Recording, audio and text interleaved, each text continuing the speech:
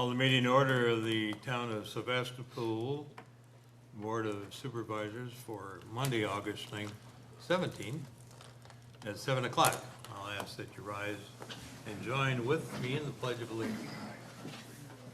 I pledge allegiance to the flag of the United States of America and to the republic for which it stands, one nation, under God, indivisible, with liberty and justice for all. And we thank you. Thank you. Roll call, please. Supervisor Tony Hayne. Here. Supervisor Chuck Tice. Here. Chairman Leo Zipperer. Here. Supervisor Dan Wolfel. Here. And Supervisor John Stavenis. Here. We do have a quorum. The next bit of the business would be the meet and greet. And for those of you who aren't paying attention and don't know, we'll start with Linda over there.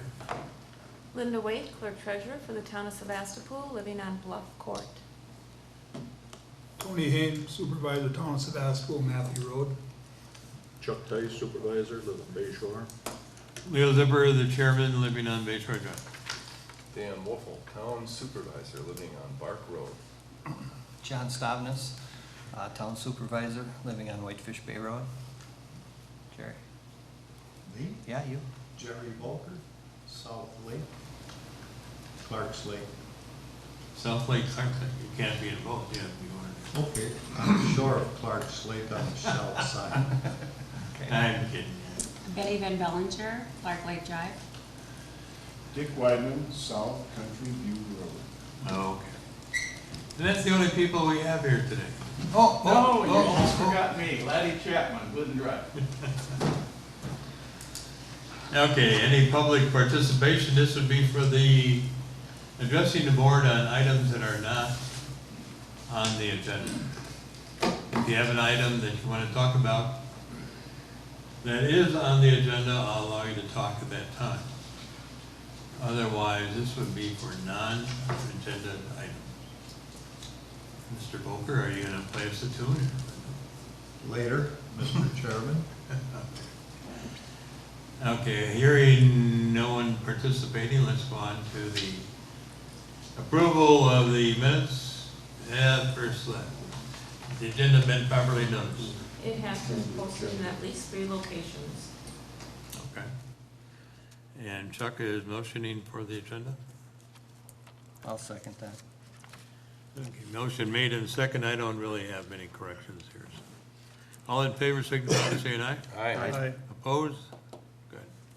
Approval of the minutes of September 20, 2015 would be next. Are there any questions, comments, additions? I move to approve the minutes. I'll second that. Motion made by Tony, seconded by Chuck to approve those minutes. All in favor, signify by saying aye. Aye. Opposed? Carried. Finance report, July 2015. We'll show you the fund balances, the budget versus actual through July 31, 2015, and also the transaction list by date of those checks written.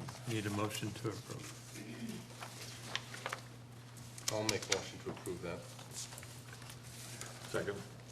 Motion made and seconded to approve the financial and all the other good stuff contained in it. All in favor, say aye. Aye. Opposed? Carried. Oral committee reports and committee commission minutes. The one in your packet was enjoyable reading from the tourism zone. Wow, Yeah. rather a long day. Questions or comments, or hearing none, we'll accept them and place them on the file.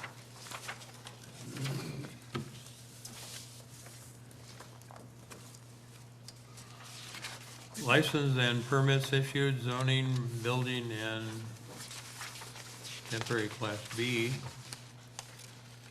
The first one up would be for the Alumni Benefits Group to have their Alumni Ball softball tournament, September 4th through the 6th at the ball field next door.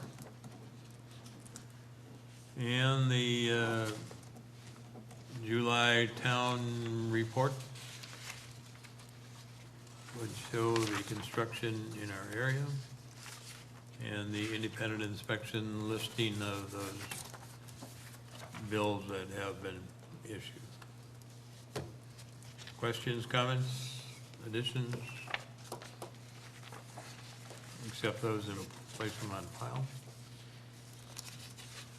Update on 2015 road work, all of it has been completed. I believe there's some shouldering that needs to be accomplished. Other than that, we didn't receive any bills yet, so I do think that it's pretty much accomplished, pretty well accomplished. Linda, are there any problems on your road coming over here? No, it's a very nice road. The shoulder's complete. No. Waiting for, I don't know if they're going to do any striping on it or not, but No. looks nice. Bechtel was done. I took a cruise down there. That was really well done. Yeah, Windermere's have been accomplished. I also went over on Forest. Forest, the application in the wetlands was a chip seal and, or a seal and chip. And I'm quite sure that's why we have someone in our audience from that area. Did you have a comment, Richard? No, I have an opinion on chips and on that. Yes, we do. Okay, thank you. I guess number 4, what are we gonna do about the cedar trees and the Irish stone wall?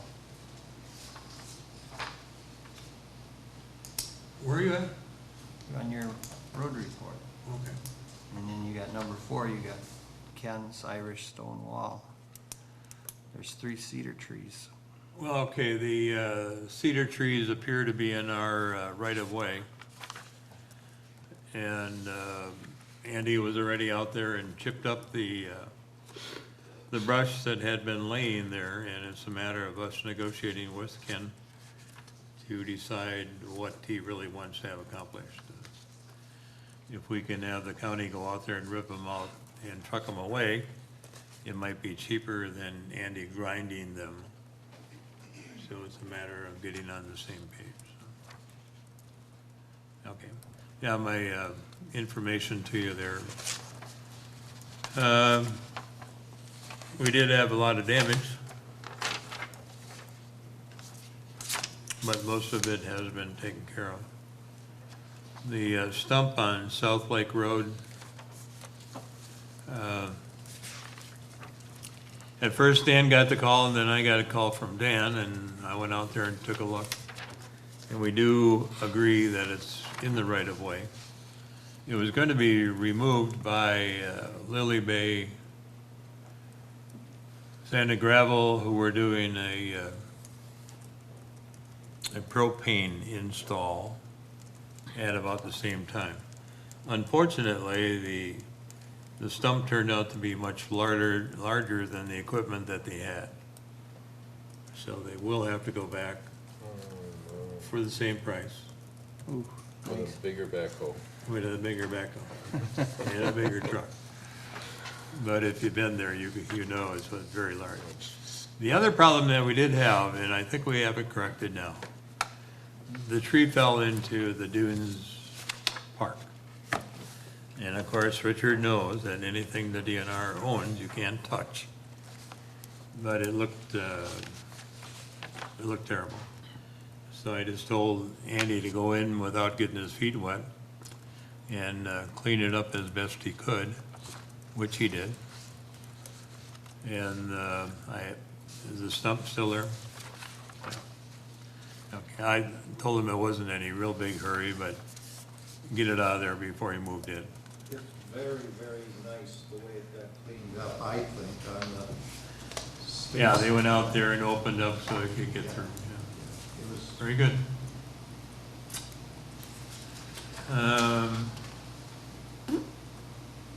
I think the rest of them all pretty well taken care of.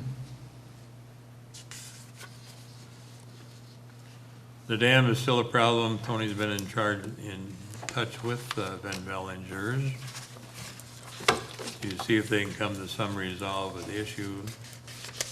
And as of this date anyway, there's been no key exchange to allow them access across the dam.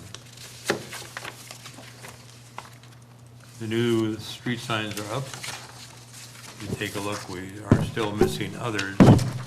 Hopefully, Glidden Drive and East Whitefish will get new signs. So they And they're can take going them to again? be 9-inch signs. Hopefully that'll keep the people from capturing them.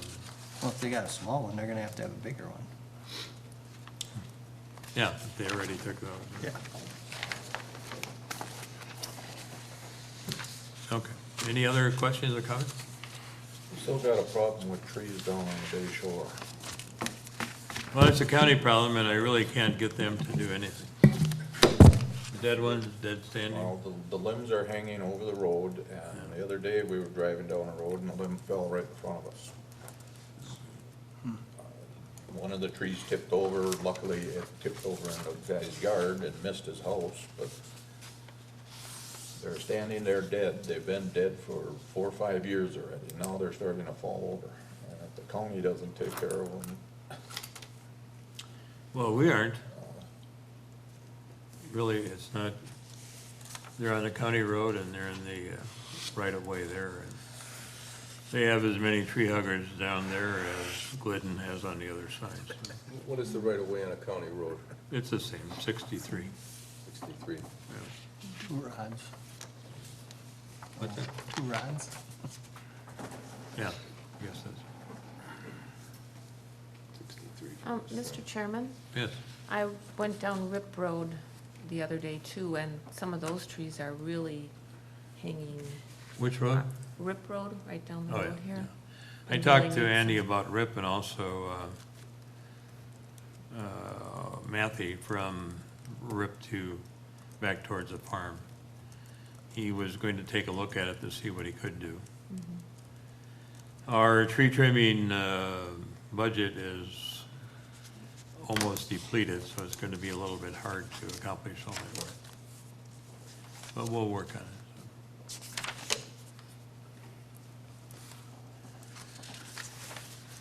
Okay, if you have any others, let me know. I'll be in touch with Thad Ash tomorrow morning, so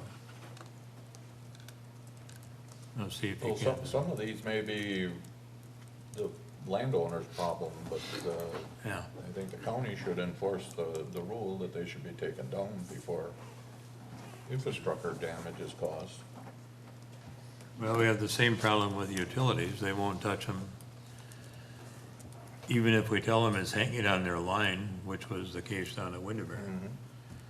And they just waited and waited, and I said, if you don't come soon, it's gonna be down. The next day it was down, then they came and cleaned it up. Apparently, nobody has the money to get that accomplished. Okay, along those same lines, I can tell you that we had highways this morning, and if you remember the gentleman that came in here asking for a speed reduction on WD, past the bed and breakfast, also Clark Lake Road. Anyway, that was recommended this morning to be reduced to 45. So it will start at about Nelson Lane, the most easterly part of that. And heading to the park, there are 4 driveways to the left side. I think 3 of the homes are occupied, 2 of them have little kids. And they don't play out there anyway, but anyway, for that and the fact that bed and breakfast also has a lot of traffic. And for those of you who don't know where the bed and breakfast is, that's where they have the sheep farm or whatever. And then when you come over the hill, immediately to the left is the Whitefish Court Road. And when you look up to see where you're going, you're entering the park at 35. In addition to all these various speed changes, we also find that there was no ordinance in the park for the 35 nor the 25 that's there. So we don't know if we need to come up with that ordinance countywide. And we might have to go out and have an official study of the group accomplished previous to that. So. Part of the governor's bill is that the general, what do we get, aid? General Transportation. transportation aids. Yeah, it did show a 4% increase, but we don't know if that's a trickle down to the towns or not. But it is coming to the county. There's also some legislation going about for $4 million dam projects to update, repair, reconstruct, or remodel.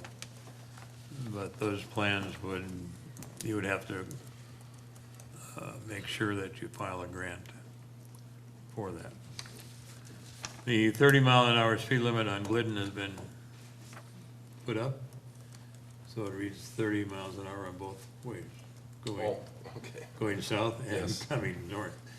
That would be from Bark to, From Bark down to the tin plate, yeah, to yeah, Whitefish Bay. Whitefish, right. Yeah, okay.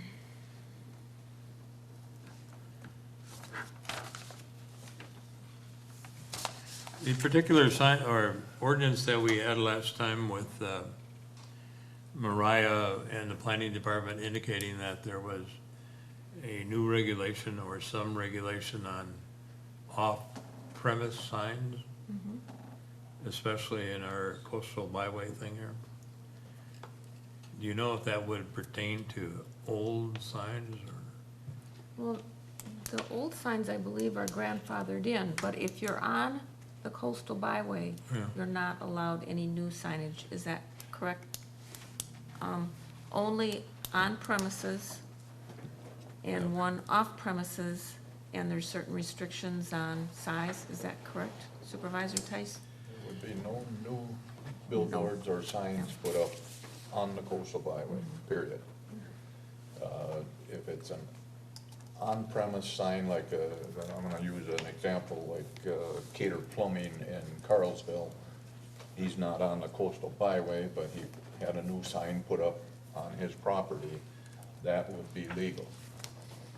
But if the existing signs get so dilapidated and can't, they don't fix them, they will come down and they will not be allowed to be replaced either.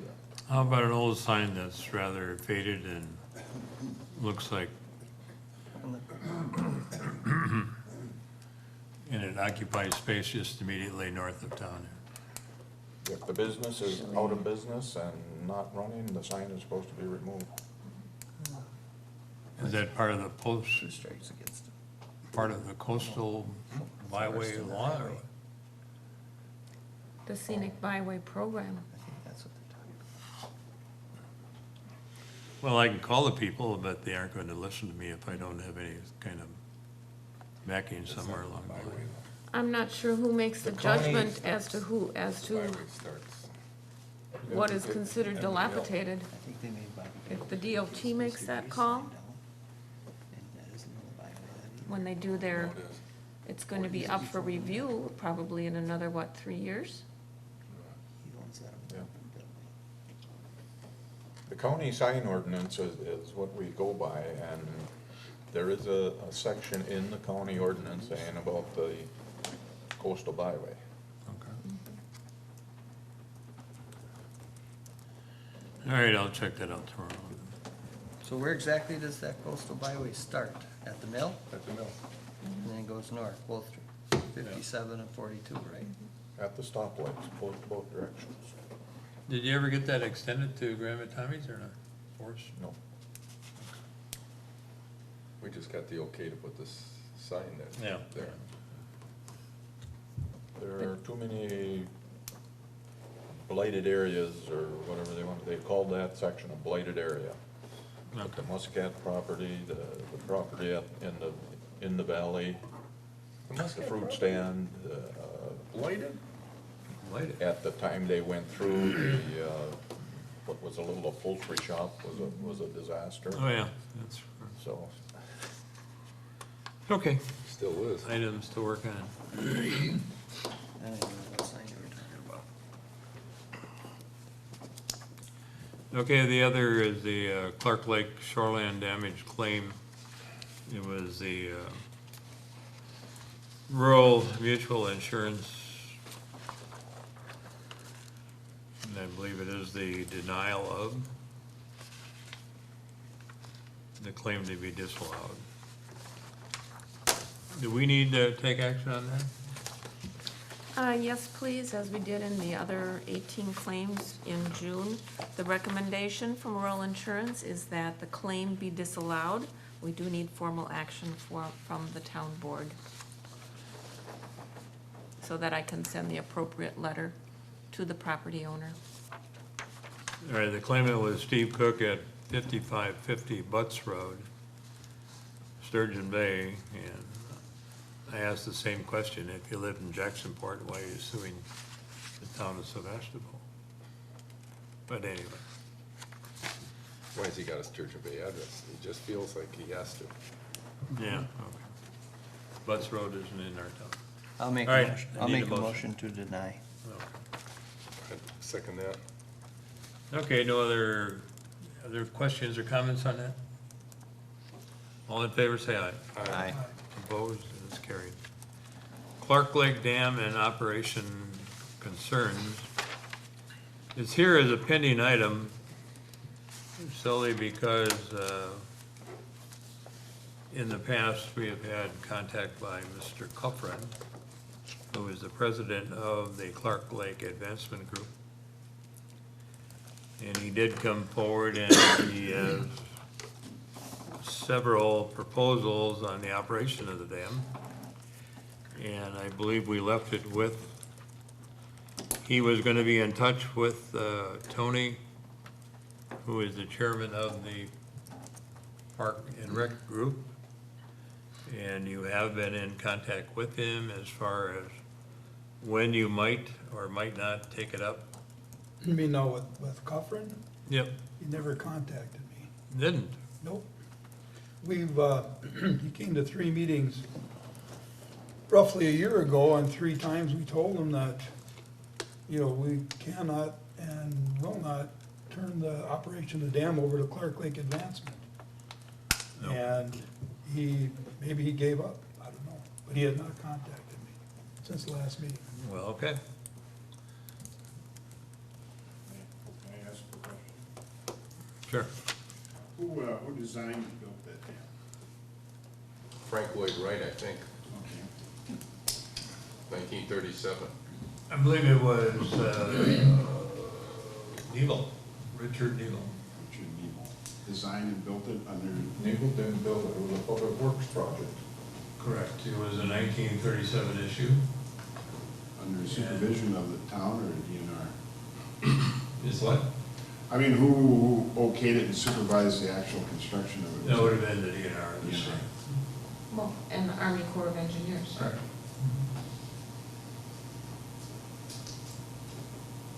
It could be different. We don't have all the records. We're trying to piecemeal it all together. Because, well, just a point of information, considering the amount of water that fell between September 1st and December 1st last fall, the dam is probably woefully undersized to even attempt to adjust the level of that lake.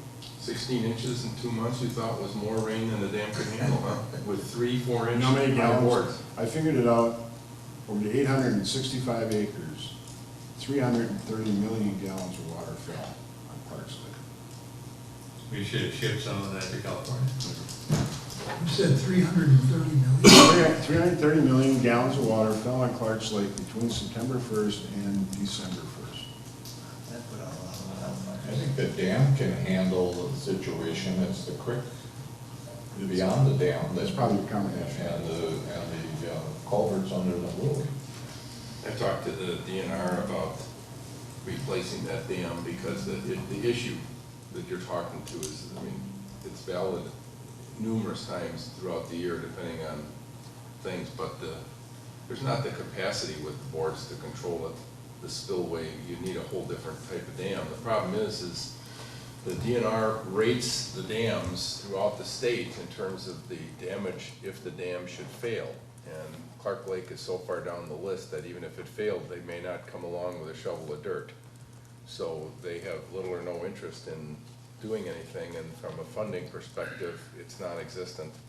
So the real fix would be that you'd have to put in a new dam and you assess the lake residents for the structure to be rebuilt. Remove it completely. You know, Dam. but, so, yeah, it was a difficult fall. For some reason, that $4 million is into the governor's budget bill, but we don't know where it's gonna go. Pardon me? For Clark's Lake Dam? I said the All money is all in dams.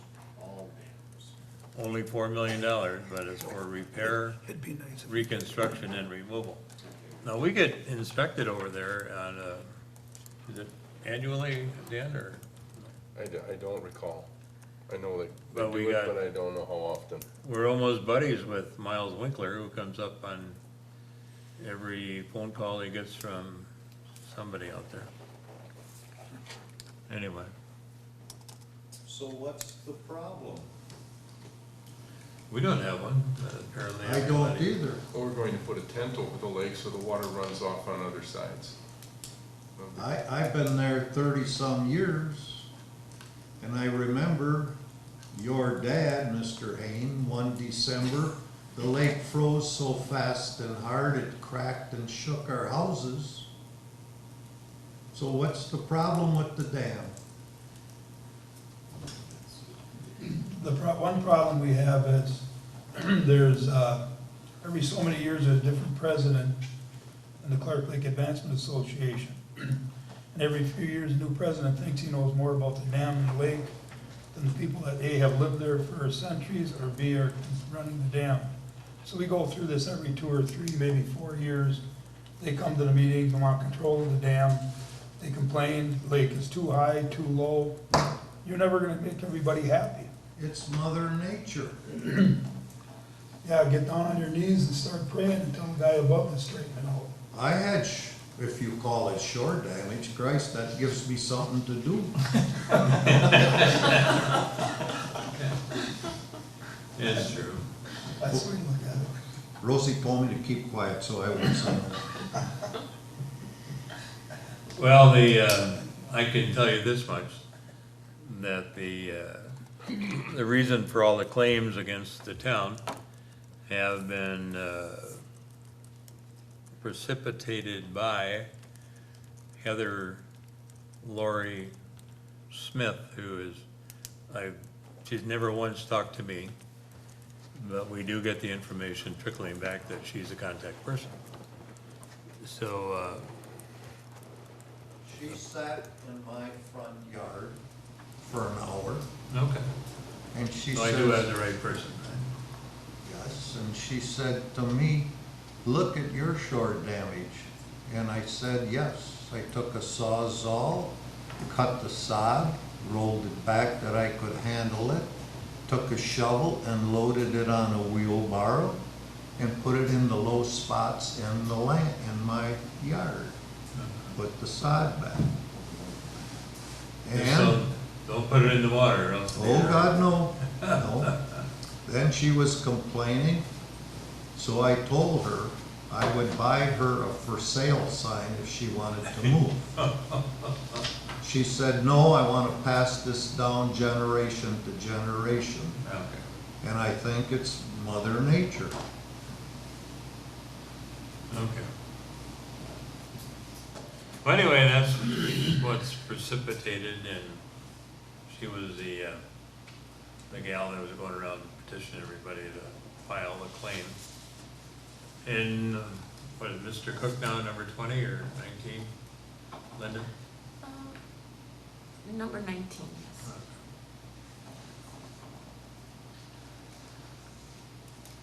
So we aren't gonna do anything about it.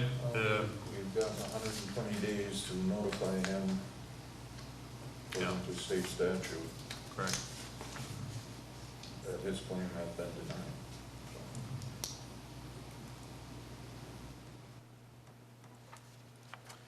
And as far as the dam and the operation concerned, Mr. Cuffrin met with Dan and Linda and I to kind of review where it had been in the past. And trying to remember which day that was, but we didn't come to any resolve, and we put him on to Tony and his committee, and that's where he was gonna go. As far as we're concerned, we're not gonna do anything unless he brings it forward. Next item would be the burning of unapproved materials and the cleanup. The due date for cleanup was August 15th. And this would have been at the Roger Feaster property on Dunn Road. It came from the DNR. He had a bunch of material that he was trying to dispose of.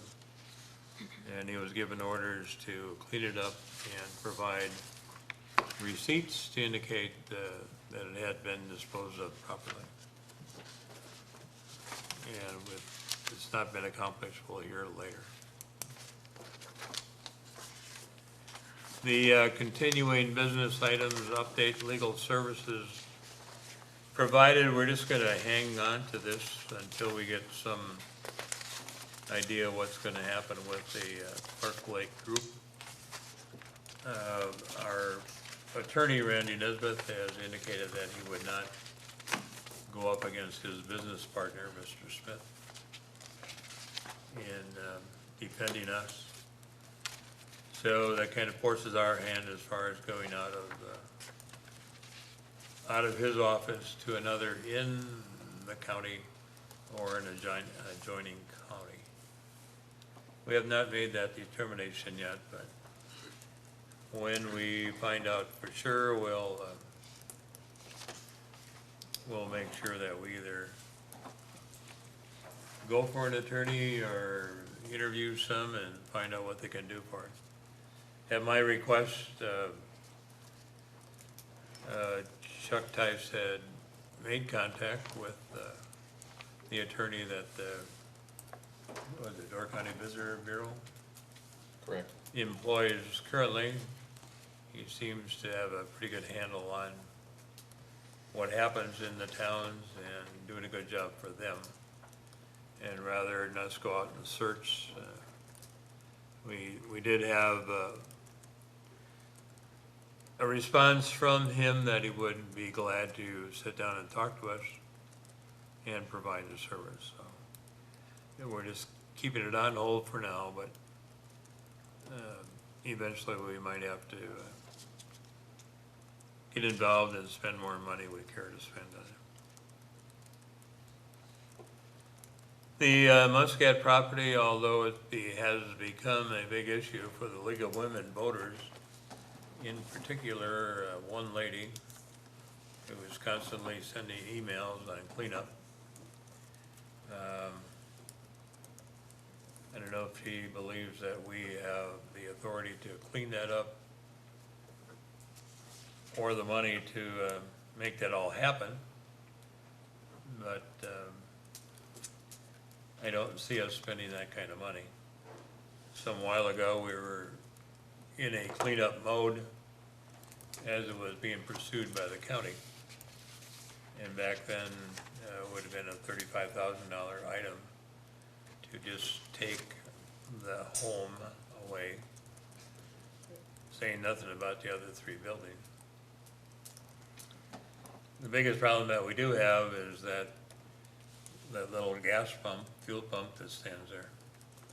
the DNR has determined that that was an operational site and subject to a brownfield cleanup. And if you know anything about a brownfield cleanup or any kind of a spill, that would require us trucking that product to an approved landslide, and the closest one is Kiwanee. And we don't know how large it would be. So we're not gonna throw our money at it. Maybe down the line a piece we might have to do it, but at the moment it's a continuing item for us, and if we run into a whole bunch of dollars, I guess we can. Well, there was a conversation about trying to video or find out the size of the tank.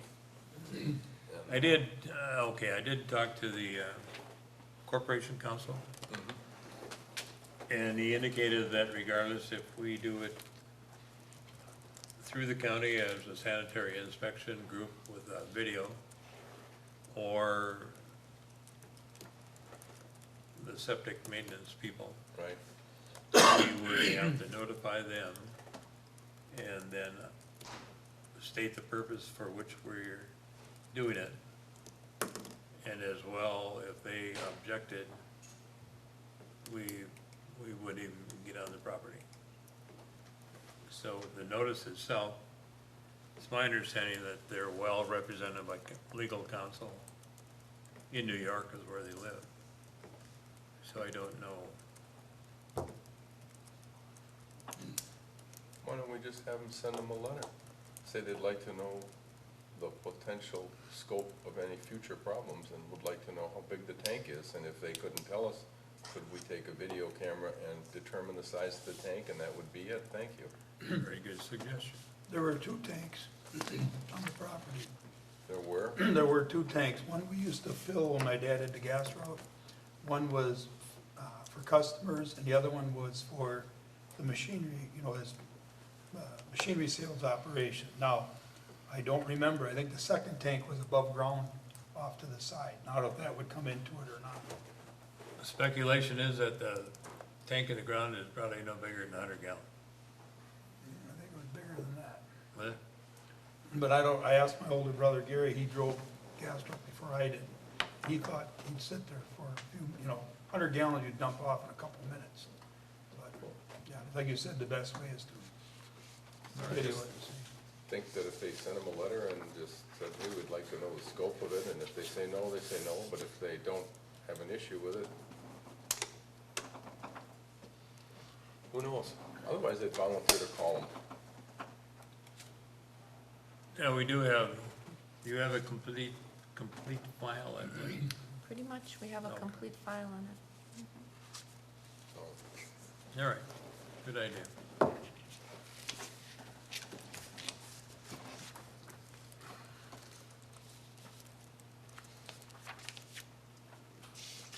And the next item would be approval of the vouchers, bills, and claims, July 21 through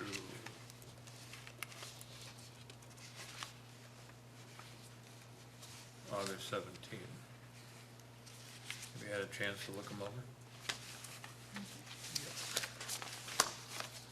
Move to approve the July 21 through August 17 or 15 vouchers, bills, and claims. Second. All right, no questions or comments. All in favor, say aye. Aye. Opposed? Carried.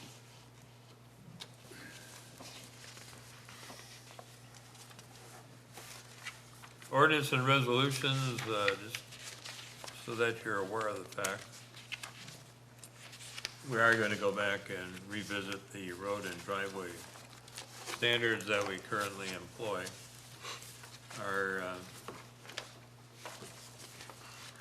We do have some other towns that are in the same basis that we are. So we're working with Egg Harbor, Forestville, and I forget the other one. But rather than we all come up with our own, we're trying to do it in unison to find out what we can and cannot include. So. This is also to include the culverts that continue to be a problem, and whether or not they're installed. Like that pile of stone on Walker Road driveway, Yeah, that's getting rather well packed down. yeah, that's the Lackey property. It laid idle for quite a while, and Yeah, I see activity now. So Machinery there now. have we determined that they need a culvert in there? I left it up to the county, and that Ash indicated that because of the way it is, there will be a collection of water. So if he wants to create a pond that's gonna bring the mosquitoes and everything else, he said, fine, it's not gonna hurt the road any. Yeah, it's deep But, enough. you know, it'll be someone else's problem after a while. The public nuisance thing is still on hold. We need to go back and revisit that. The attorney that drew it up for us was rather reluctant to do any enforcement on that, so we'll wait to see if there's Well, a the change. month of August is almost up now, and the county planning department should be stepping in again. Was that for the steer? Or? The bovine. Okay, the resolution 04215 town board. I left it at home, however, the only changes are what we talked about last time. Is that Ryan Rungraver is on the park board and the deletion of Victoria Serenich off of the plan commission. No one else has stepped forward to join any of those committees. Hopefully one day we'll even get them all filled up. Correspondence, part of your information has to do with the broadband expansion, the grant program.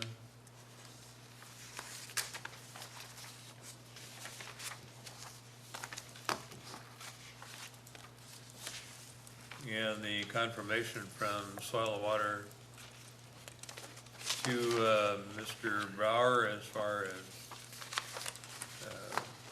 denial of the conditional use permit. And also the fact that he is no longer going to pursue that. Door County plat book is available for $25. Linda, That is being sold now from the Soil and Water. Linda, are you gonna obtain any of those flat books? I didn't plan on it. You can find everything you need online. Okay. I would not have a use for it unless you want me to order one and have it here at the office. We could do Well, in the that. past, we did every so many years, order a new book. Anybody else want one, other than Dan? Me? Sure. John? I carry one in the car. I carry one. Yeah, why don't you just order 5 if you need one? or Okay. 6 one.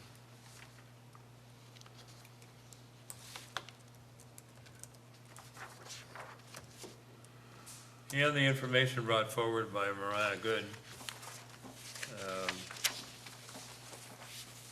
The municipal electric codes and our building inspectors said it would not affect anyone in York County. My Tech is a town road utility construction notification, and this is to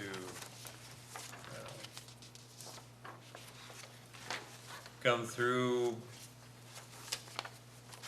We're up the highway alongside Institute all the way to Bellamy. Is this the Dark fiber. dark fiber? Yeah, they're not moving very quickly. Well, it's already buried. Yeah, but it's the dark fiber companies too. They actually have it buried already? Yeah. Well, they got It's the tube in which they, It's Yeah, on that's the Whitefish Bay. Oh, I was gonna say, I didn't see anything up 57, I did see it on Whitefish Bay. oh yeah, they were right alongside of the inside the curve, going in Bellamy on south side ditch there. Yeah, no, I agree, I got all I that. know that, but I don't know how much further they've got. You Yeah, told I me haven't you- seen him come Put in up. the subduct and blow the fiber in. I spoke with Paul on the phone, and he said he expected the project complete by early September. You better get hustling. Yeah. So when we had this conversation a couple of years back with Tim, and I had a conversation with Tim, Oh. you guys are gonna go and use this as your alternative to charter. That was, and to support. Yeah, it's a You're little gonna- I'm sorry, but it's a little complicated as far, and it's a dark fiber, so you know what a dark fiber is, it's not populated. So we have to, if we have access to the internet through it, we have to go through someone else that has internet service. And our internet provider provides it at I would say a somewhat slower rate than what we really need. But I think Southern Door School has it at, I think they're at a 4 gig for internet transmission.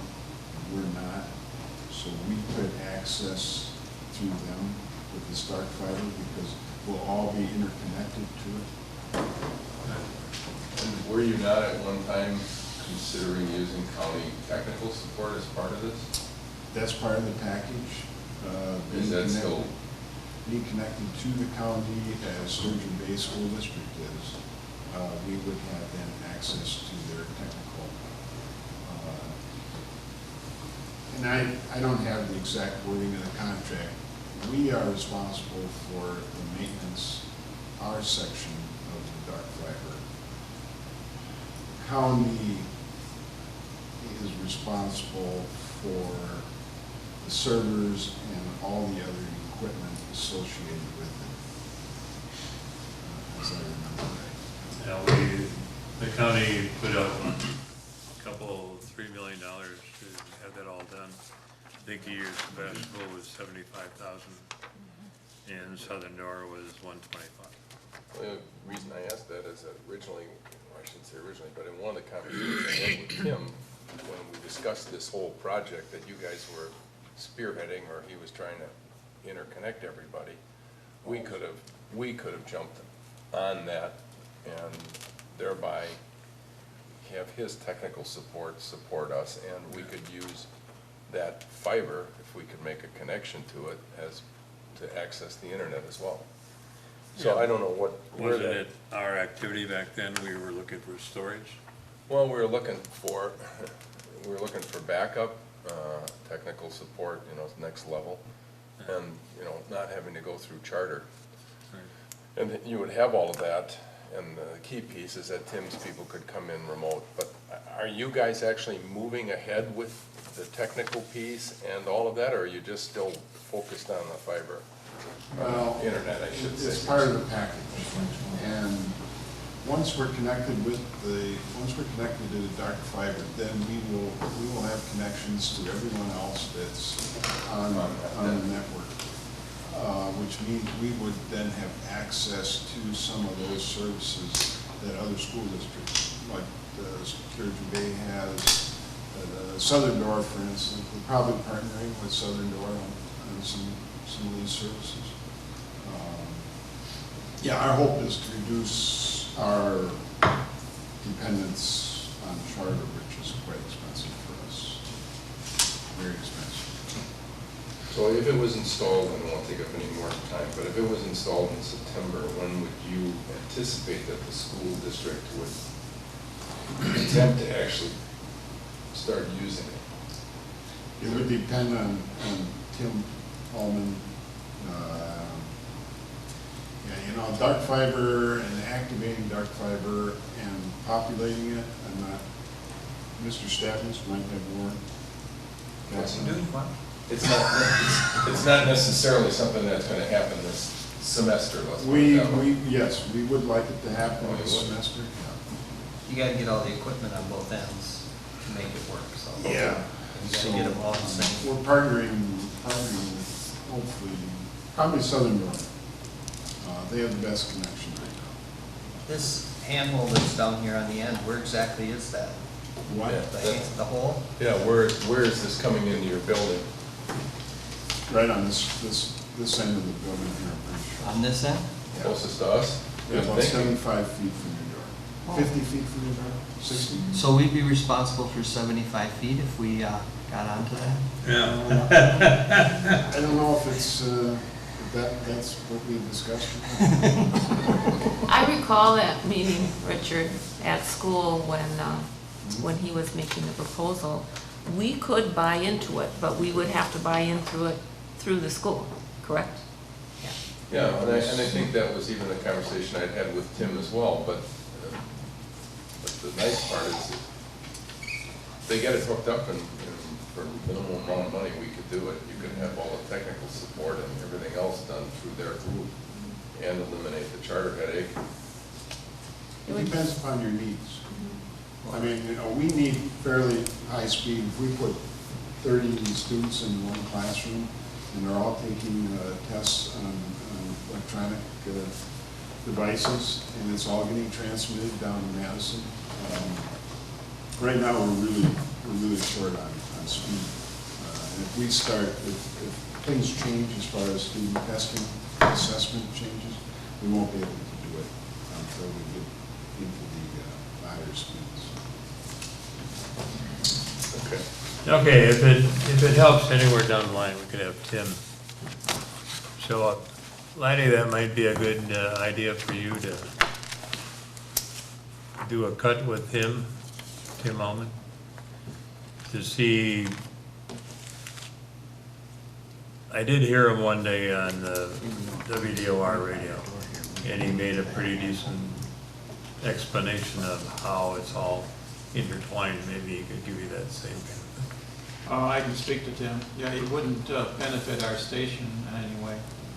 No, but it might benefit us and we're your boss. But it might benefit everybody else. Yeah, so it might. Yeah, we'd still need a link to charter for the station. All right. Yeah, we can talk about it. Okay. Okay, the announcement, Door County Tourism Zone Commission meets here on Thursday, August 20. Donuts and what? Oh, coffee. Donuts and coffee, you're gonna be there? Well, if it's raining, I will. Sevastopol School District Annual Meeting and Budget Hearing is Tuesday, August 25, 6:30 at the school. And the classes resume Tuesday, September 1st. Labor Day softball game, September 5 and 6 at the town park. Our next meeting of the town board is September 28th at 6 p.m. because the Packers play at 8 p.m. Sounds like a plan. Agenda items for next meeting?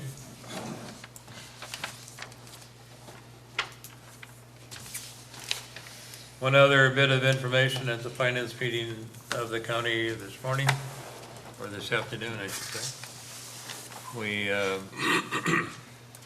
We determined that we were going to buy all the voter machines for the entire county. At no- Jolly good news. At no expense to the various towns, villages, or city. We will earmark a savings for a new dam. No, Well, dynamite. dynamite. You have to start somewhere. Okay, motion would be ordered to adjourn. Well, do we adjourn? I would second that. And all in favor? Aye. Aye.